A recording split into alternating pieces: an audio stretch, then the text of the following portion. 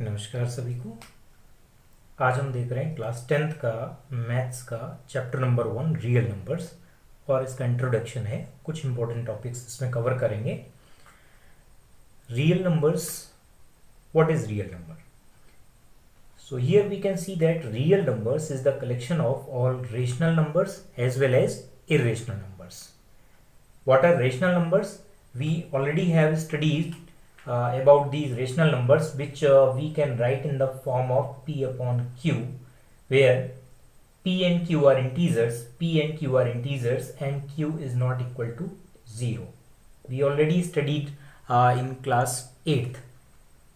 So these are some examples of rational numbers, like 0 is also one rational number, because we can write 0 as 0 upon 1, that is in the form of p upon q, and here denominator is not equal to 0, both are integers. Similarly, 2.5 is a rational number which we can convert in the form of p upon q, 5 upon 7, 22 upon 7, and this is also rational number where terminating, non-terminating and repeating decimal expansion is given 1.33 dot dot and so on. Root 4 is also rational number because we can find out the value of root 4 as 2. Another category is irrational numbers, and these are some examples of irrational numbers. Pi is also considered as irrational number, whereas 22 upon 7 is rational number. So remember, pi is irrational number while 22 upon 7 is rational number, because these two values, pi is not exactly equal to 22 upon 7. Root 2 is also irrational number, root 3 is irrational number, and this type of decimal expansion which is non-terminating and non-repeating, here is 50500 dot dot. So these are some examples of irrational number. So we can say the definition of real number is what? The definition of real number is that it is the collection of all rational numbers and irrational numbers. Now, irrational number can be categorized into different ways. So it has two different types, non-integers and integers. The non-integers covers all fraction, rational number as well as decimal numbers, these type. Where integers, we already studied it in class 7th. Integers contain 0, positive integer and negative integer. So this has three different types. So in integers we cover negative integers, -1, -2, -3 and so on. 0 is also one integer, and positive integers, here this also we can consider as natural numbers, because positive integers 1, 2, 3, 4 and so on. This is the same as we study in natural numbers. Now, what is whole number? Whole number, if we combine 0 along with natural number, then the collection of 0 as well as natural number together is considered as whole number. So in the set of whole numbers, we understand or we take 0, 1, 2, 3, 4 and so on. So here we have studied the classification of various numbers in our daily life. Now, another topic is that Euclid's division lemma. So what is Euclid division lemma? Suppose we take any positive integer a and we divide this positive integer a by another positive integer b, then we get some quotient as q and remainder as r. Here you can see that the division is performed in this way. A is divided by b, quotient is q and remainder is r. Then in earlier classes we already have checked our division by using this method. A is equal to b into q plus r. So that is written here, a integer is equal to divisor into quotient plus remainder. So a can be written as a is equal to bq plus r. Now what can you say about this remainder? what can you say about this remainder? We know that this remainder is always less than b. ये reminder कभी भी इस b के बराबर नहीं हो सकता, इससे बड़ा नहीं हो सकता, क्योंकि जब हम b से डिवाइड कर रहे हैं, किसी भी नंबर से डिवाइड कर रहे हैं, तो रिमाइंडर जो हमें मिलेगा वो हमेशा इससे छोटा होगा, या कभी कभी जब ये पूरा पूरा डिवीजन हो जाएगा तो रिमाइंडर हमें यहाँ पर 0 मिलेगा। तो r की वैल्यू हमें यहाँ 0 मिल सकती है, 1 मिल सकती है, 2 मिल सकती है, या फिर हमें लेस देन b मिलेगी, b तक नहीं पहुंचेगी, b से कम रहेगी। So that is written here कि reminder is always less than और इक्वल टू 0, ग्रेटर देन और equal to 0 but less than b. So this statement is known as Euclid's division lemma. So we already are aware about this division process and checking of this answer of this division, but we didn't know that this statement is called as Euclid's division lemma. So dear students, just note it down that this statement is called as Euclid's division lemma. Here we are covering another topic, finding HCF by Euclid's division algorithm. So this Euclid's division algorithm is also based on Euclid's division lemma. Here the task is given, find HCF of 210 and 55 by using Euclid division algorithm. So in rough you can do this type of divisions. We will explain everything here. First of all, we are giving two different numbers, 55 and 210. Here we see that 55 is smaller than 210. इन दोनों number में smaller number 55 है. So what we will do first? First we will divide this number by the smaller number. So 55 से 210 को जब यहाँ पर divide किया तो ये 3 टाइम्स डिवाइड हुआ, और यहाँ पर रिमाइंडर हमारे पास आ रहा है 45. This remainder is 45. अब जो रिमाइंडर 45 है, अब वो डिवाइजर का काम करेगा. Now this will be act as divisor, and to whom we will divide? We will divide the previous divisor. इस रिमाइंडर से हम इस प्रीवियस डिवाइजर को डिवाइड करेंगे. सो 45 से डिवाइड कर रहे हैं 55 को, and this process continue going on until we are getting the remainder as 0. So from each division we will write here the statement as in the form of Euclid's division lemma. So how we can write it here? We know that this 210 can be written as divisor into quotient plus remainder. So divisor is 55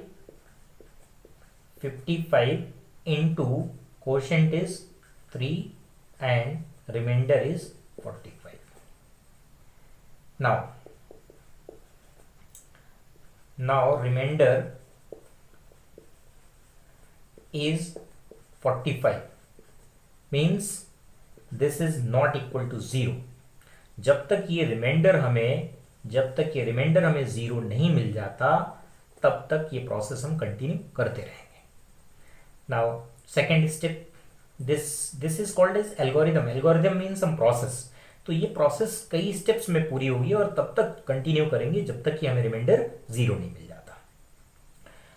now this remainder will be acting as divisor. अब ये 45 जो reminder मिला था, अब वो divisor का काम करेगा, और इसे डिवाइड किसको करेंगे? पुराने वाले डिवाइजर को, प्रीवियस डिवाइजर को. सो नाउ 45 से जब हमने 55 को डिवाइड किया, इसको डिवाइड किया, तो ये 1 टाइम डिवाइड हुआ, 45 यहाँ पर मिला और रिमाइंडर मिल गया हमें 10.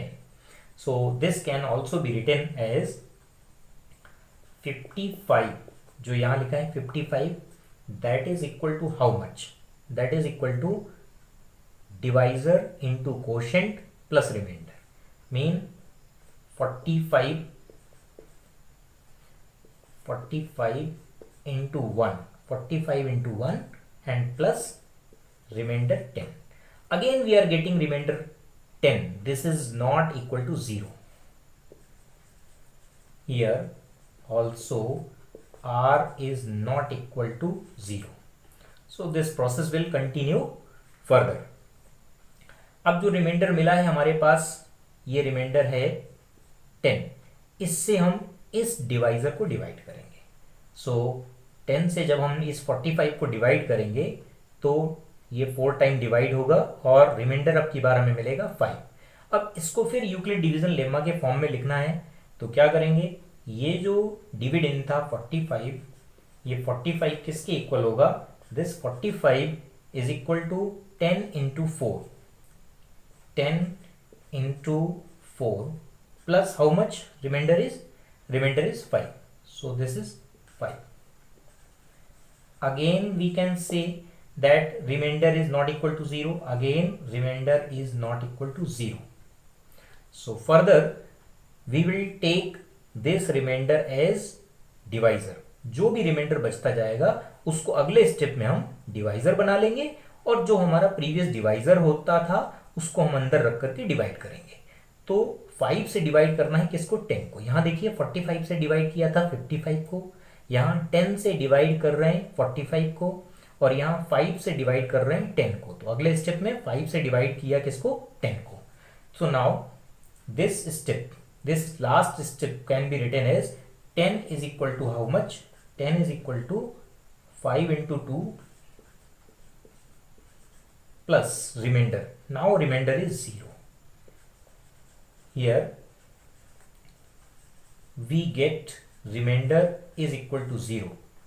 सो now the question arise which one is the HCF. HCF कौन सा होगा, तो क्वेश्चन HCF का है. अब हम ये याद रखें कि जो भी हमारा लास्ट डिवाइजर होगा, ये divisor divisor divisor and divisor, जो भी लास्ट डिवाइजर होगा जो अल्टीमेटली रिमाइंडर को 0 कर देगा वही हमारा HCF होगा, वही डिवाइजर हमारा HCF होगा.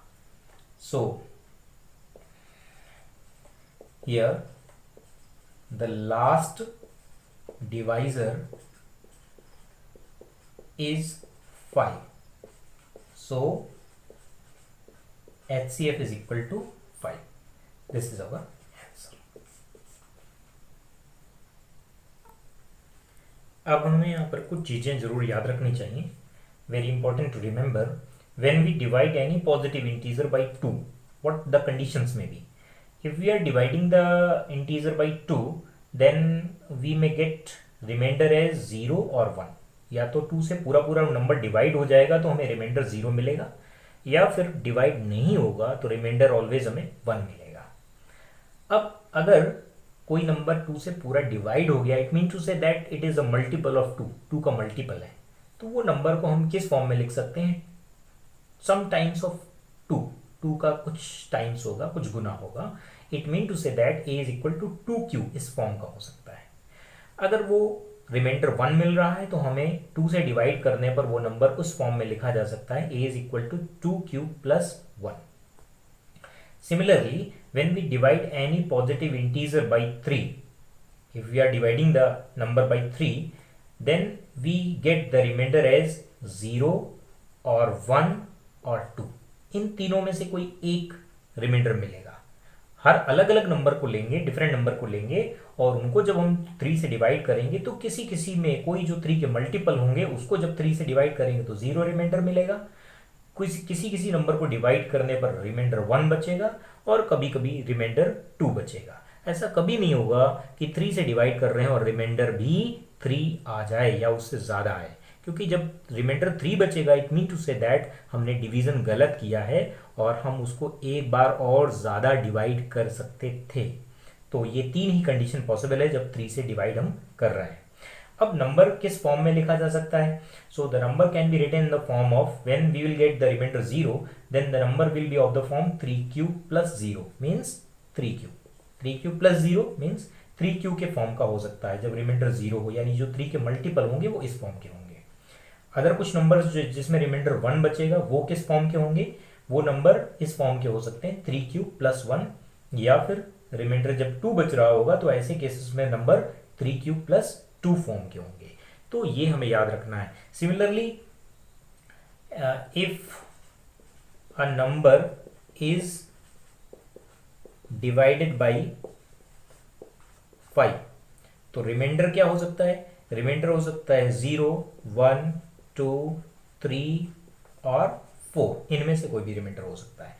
तो नंबर किस फॉर्म का होगा? नंबर हो सकता है a इज इक्वल टू 5 से डिवाइड कर रहे हैं तो 5 टाइम्स ऑफ q, या फिर 5q प्लस 1, या फिर 5q प्लस 2, या फिर 5q प्लस 3, या फिर 5q प्लस 4।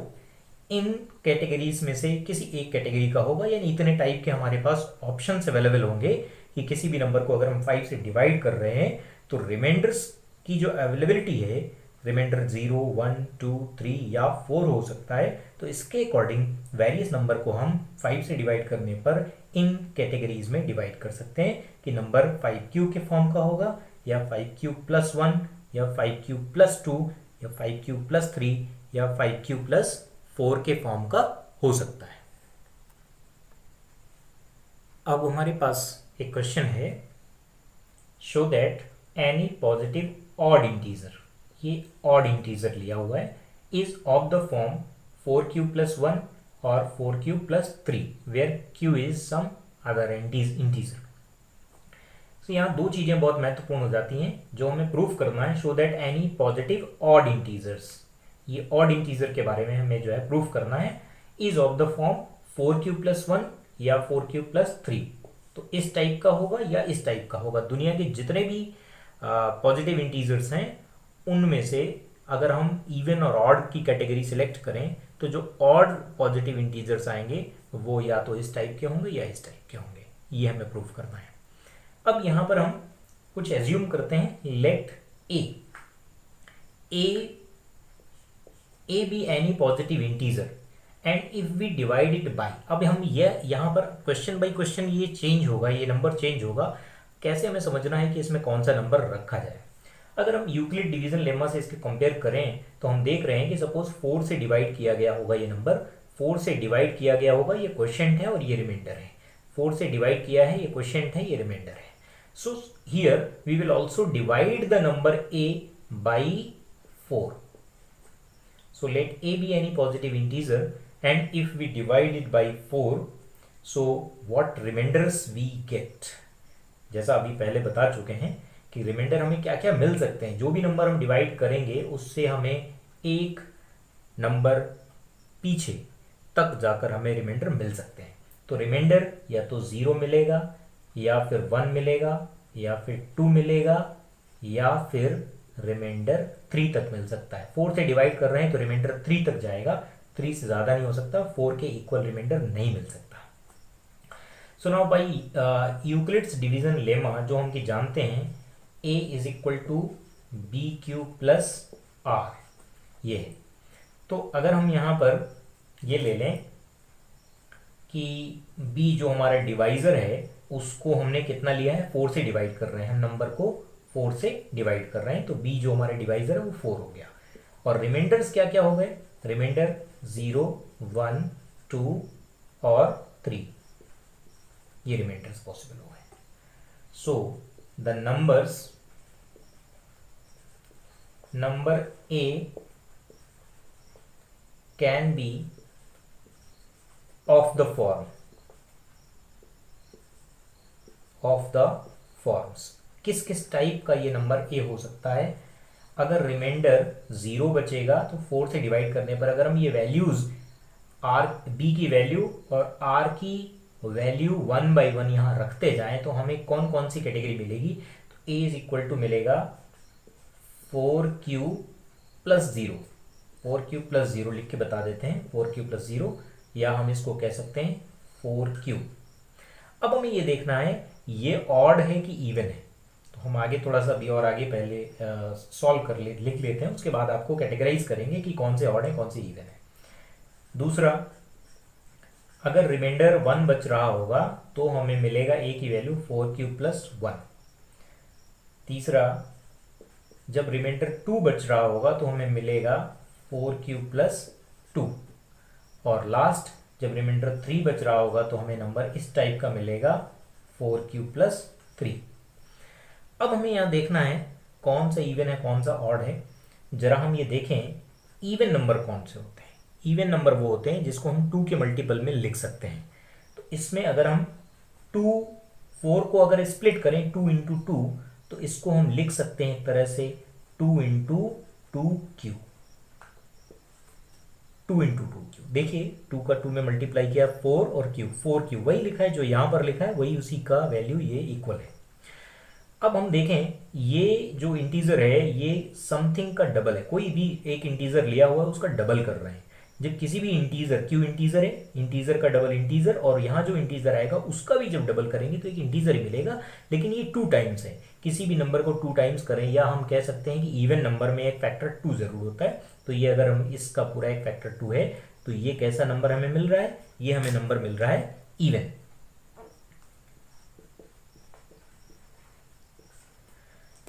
अब हम इसको देखें, इसको और आगे हम कुछ नहीं चेंज कर सकते तो हम 4q प्लस 1 ही लिखेंगे।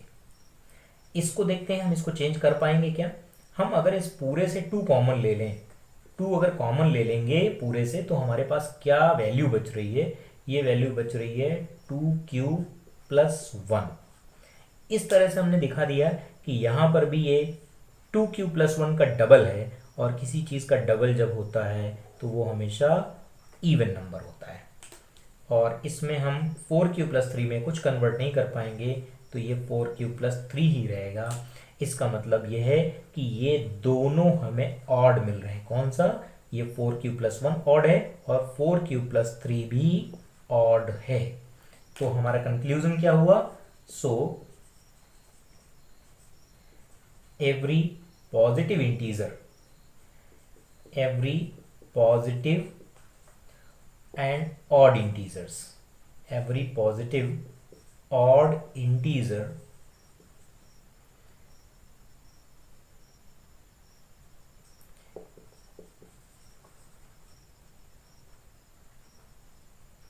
is of the form, कौन कौन से टाइप का हो रहा है, ऑड के बारे में हमें केवल 2 ही नंबर मिल रहे हैं जो ऑड होगा, या तो 4q प्लस 1 के टाइप का होगा या फिर 4q प्लस 3 के टाइप का होगा। तो इस तरह से हमारा ये छोटा सा प्रूफ था और बहुत आसान है, लेकिन इस तरह के और बड़े सवाल जो आते हैं उनको समझने के लिए पहले इस क्वेश्चन को समझना बहुत ज़रूरी है। ये बेसिक है जो हमारे लिए जानना बहुत ज़रूरी है। अब देखिए हमारे सामने एक और प्रूफ है, एक और क्वेश्चन है। Show that the square of any positive integer is of the form 3m और 3m plus 1। यहाँ पर इंपॉर्टेंट चीज़ हमें ये देखनी है कि ये स्क्वायर के बारे में बात कर रहे हैं। Show that the square of any positive integer is of the form 3m और 3m plus 1। तो यहाँ पर अब अपने को ये देखना है कि डिवाइजर क्या लिया जाए। जैसे कि आप देख रहे हैं 3m 3m plus 1 है, तो ये सवाल 3 से ही आ जाएगा। अगर हम डिवाइजर 3 लेंगे तो 3 से डिवाइड करने पर रिमाइंडर क्या होते हैं हम पहले ही पढ़ चुके हैं। रिमाइंडर 0 हो सकता है, 1 हो सकता है या 2 हो सकता है। So we know that any positive integer is of the form, कोई भी पॉजिटिव इंटीजर दुनिया का लाएं, जब हम 3 से उसको डिवाइड करने की बात करेंगे तो उसके 3 टाइप बनेंगे। पहला होगा या वो 3q प्लस 0 यानी 3q के फॉर्म का हो सकता है, या फिर 3q प्लस 1 के फॉर्म का हो सकता है, या फिर 3q प्लस 2 के फॉर्म का हो सकता है। अब हमें सभी इन 3 कैटेगरीज में चेक करना है उनके स्क्वायर्स के बारे में, क्योंकि हम यहाँ स्क्वायर की बात ही कर रहे हैं। So if that number a is equal to 3q, जब ये है तो इसका स्क्वायर क्या आएगा, तो स्क्वायर करने पर जो है, अगर हम इसको स्क्वायरिंग करते हैं दोनों साइड, स्क्वायरिंग बोथ साइड्स,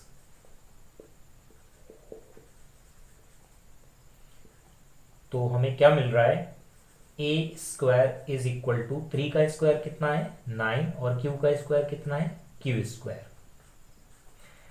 अब हमें ये देखना है कि हम इसको इस फॉर्म या इस फॉर्म में कन्वर्ट कर सकते हैं क्या। ये हम इस फॉर्म में कन्वर्ट कर सकते हैं क्योंकि ये पूरा 9 जो है ये 3 का मल्टीपल है एक तरह से, तो हम इसको 3 टाइम्स ऑफ समथिंग लिख सकते हैं। 3 times of what?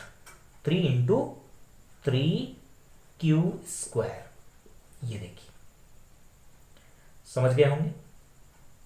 Late 3q² is equal to m. This m is any other integer. This is any other integer. So a² is how much? हमने इस 3q² को हमने एज्यूम कर लिया है m, तो 3q² के प्लेस पर m आ जाएगा, यानी क्या हो गया, ये 3m के टाइप का हो गया। तो केस 1 में जो हमने नंबर लिया था उसका जब स्क्वायर किया तो वो किस कैटेगरी का आ गया? 3m की कैटेगरी का आ गया। अब हमारे पास जो 3 केसेस हैं, एक ये केस, एक ये केस और एक ये केस, तो हम बारी बारी से इन तीनों में चेक करेंगे। तो केस 2 क्या होगा हमारे लिए? केस 2 होगा, अब हम सेकेंड नंबर को लेंगे। सेकेंड नंबर है हमारा if a is equal to 3q+1। अगर इस कैटेगरी का हमारा ओरिजिनल नंबर था तो हम उसको स्क्वायर करेंगे तो क्या मिलने जा रहा है? स्क्वायर करेंगे तो हमें दोनों साइड का होल स्क्वायर करना पड़ेगा, तो 3q+1 का होल स्क्वायर होगा। जब हम इसको एक्सपैंड करेंगे by using identity a plus b whole square, so what we are getting here, 9q² plus 1 plus, or we can write in this way, plus 6q plus 1। तो जो ये number a² ये है, इस तरह से हमें मिल रहा है। अब देखिए, हम पूरे में 3 कॉमन है क्या? इन पूरे 3 टर्म्स में 3 कॉमन नहीं मिलेगा, क्योंकि लास्ट में 1 सिंगल है, तो हम केवल इन दोनों में 3 कॉमन ले लेंगे। जब हम इन दोनों में 3 कॉमन लेते हैं तो क्या मिलेगा हमारे पास? यहाँ मिल जाएगा 3। अब देखिए, केस 2 है हमारे पास। अब इस केस 2 में क्या करना है कि हम ये सेकेंड टाइप का जो नंबर है 3q+1, इसको लेंगे और इसका भी हम करेंगे square. So if a is equal to 3q+1, then squaring both sides, we are getting a² is equal to 3q+1 whole square। अब यहाँ पर जो होल स्क्वायर है इसको हम आइडेंटिटी लगा करके सॉल्व करेंगे। a plus b whole square is equal to a² plus 2ab plus b²। तो यहाँ पर इसका होल स्क्वायर हमें मिलने जा रहा है 9q² plus 6q plus 1। अब हम देख रहे हैं इसमें अगर हम पूरे से 3 कॉमन लेने जाएंगे तो पूरे से 3 कॉमन नहीं मिल पाएगा अपने को, क्योंकि लास्ट में ये सिंगल टर्म 1 है और 1 3 से डिविजिबल नहीं है, तो हम केवल इन दोनों टर्म्स में ही 3 कॉमन ले सकते हैं। तो जब हम इन दोनों टर्म में 3 कॉमन ले रहे हैं तो हमारे पास क्या आंसर बच रहा है? 3q² + 1 + 2q। इन दोनों से 3 कॉमन लेने के बाद ये बचा और +1 को अकेला बाहर छोड़ दिया। नाउ अब इस जो ब्रैकेट के अंदर जो भी टर्म लिखा हुआ है, क्योंकि q इंटीजर है उसका स्क्वायर करेंगे वो भी इंटीजर होगा, 3 का मल्टीप्लाई करेंगे अनदर इंटीजर होगा, और q का डबल करके उसमें ऐड करेंगे, यानी अंदर जो कुछ भी है q इंटीजर अगर है तो फिर ये टोटल हमें इंटीजर ही मिलेगा। सो वी हैव टेकन और we have considered this term as integer, some another integer m। तो अगर हम इसको m एज्यूम कर लिए हैं तो हमारे पास जो रिजल्ट होगा वो a² क्या हो जाएगा? 3 टाइम्स ऑफ m + 1। तो हमें यहाँ पर a² is equal to 3m + 1 ये मिल रहा है उस नंबर का स्क्वायर। तो इस तरह से हमने देखा 2 केस, 3q का जब स्क्वायर किया इस टाइप का, 3q+1 का स्क्वायर किया इस टाइप का नंबर मिल रहा है। अब हम लास्ट में देखेंगे कि थर्ड केस जो केस 3 है, जब नंबर 3q+2 के फॉर्म का होगा तब हमें क्या उसका स्क्वायर मिलेगा, ये अभी हमें देखना बाकी है। Now we are taking third case here. So what is third case? Suppose the number is of the form if a is equal to 3q+2। अगर नंबर जो थर्ड कैटेगरी बच रही थी हमारे पास उस टाइप का नंबर है तो उसका स्क्वायर क्या मिलेगा? तो इसका स्क्वायर करेंगे a का स्क्वायर हो जाएगा और यहाँ हो जाएगा 3q+2 का होल स्क्वायर। अब यहाँ पर भी हम वही a + b whole square identity लगाएंगे तो हमारे पास रिजल्ट आएगा 9q² प्लस 12q प्लस 4। अब हमें ये देखना है कि क्या पूरे से 3 कॉमन हो सकता है क्या। पूरे से 3 कॉमन नहीं होगा क्योंकि लास्ट टर्म क्या है 4। लेकिन हम इसको इस तरीके से लिख सकते हैं, इस 4 को हम ब्रेक करेंगे। इस 4 को हम ब्रेक करके कैसे लिखेंगे जरा देखिए, 9q² प्लस 12q प्लस, इसको हम 3 + 1 लिख लेंगे। और अब देखिए इतने टर्म में 3 कॉमन है, तो हम यहां से 3 कॉमन लेने जा रहे हैं। इन तीनों टर्म से जब हमने 3 कॉमन लिया, what is the result we are getting inside of the bracket? So there is 3q² plus 4q plus 1. This is inside of the bracket where we have taken 3 as a common, and the last term, single last term, that is 1, will be outside of the bracket. Now again if we are taking common, if we are taking considering this number as m, then what do we get? Let 3q² plus 4q plus 1, जो matter bracket के अंदर लिखा है हम उसकी बात कर रहे हैं। अगर हमने इसको कंसीडर किया m के इक्वल, तो जो हमें a² हमारे पास नंबर है वो किस फॉर्म का मिल गया, 3 टाइम्स ऑफ ये इंटीजर इंटीजर इंटीजर, ये सब कुछ इंटीजर ही होगा जिसको हमने एक अनदर इंटीजर m एज्यूम कर लिया है, तो ये हो जाएगा 3 टाइम्स ऑफ m प्लस 1। तो इस तरह से हमने देखा, ये थर्ड केस हमारे पास जो था उसका भी एक्सपेंशन 3m प्लस 1 के इक्वल आ रहा है। So the square of any positive integer is of the form, अब हमें पहले किस फॉर्म का मिला था, स्क्वायर किया था तो 3m के फॉर्म का मिला था, और सेकेंड टाइम और थर्ड टाइम दोनों में हमें 3m प्लस 1 मिला। यानी ये केवल दो तरह के केसेस ही हमें मिलेंगे कि या तो उस नंबर का स्क्वायर 3m के फॉर्म का होगा या फिर उसका स्क्वायर 3m प्लस 1 के फॉर्म का होगा। Hence proved। इस चैप्टर में एक और इम्पोर्टेंट फॉर्मूला है, वो बहुत ज़रूरी है याद रखने के लिए, कभी उससे क्वेश्चन आते हैं।